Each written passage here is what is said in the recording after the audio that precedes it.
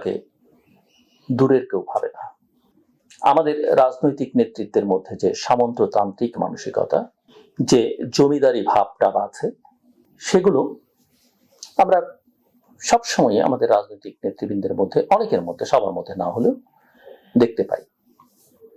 কিন্তু আমাদের এই নতুন প্রধানমন্ত্রী মাত্র কয়েক সপ্তাহ যিনি প্রধানমন্ত্রিত্ব করছেন এবং প্রথমবারের প্রধানমন্ত্রী, প্রথমবারের সংসদ নেতা, প্রথমবারের সংসদ সদস্য, তার মধ্যে আমরা দেখছি এটা অতীতে কারো মধ্যে আমরা দেখিনি। একেবারেই দেখিনি বললে ভুল হবে, সব বিষয় না হলো কিছু কিছু বিষয়। যেমন তার বাবা প্রয়াত রাষ্ট্রপতি জিয়াউর রহমান, তিনি সবসময় কৃচ্ছ্রতা মেনটেন করে চলেছেন।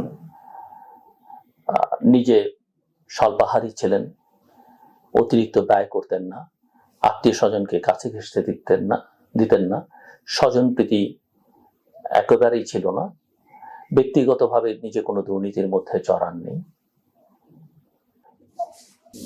একই রকম, আমি খুব ডিটেইল হয়তো যদি নাও যাই, বেগম খালেদা জিয়া, সাবেক প্রধানমন্ত্রী, প্রয়াত প্রধানমন্ত্রী, আজকের প্রধানমন্ত্রীর মা, তিনি অত্যন্ত স্বল্পভাষী ছিলেন এবং তার এই স্বল্প কথা, সংযত আচরণ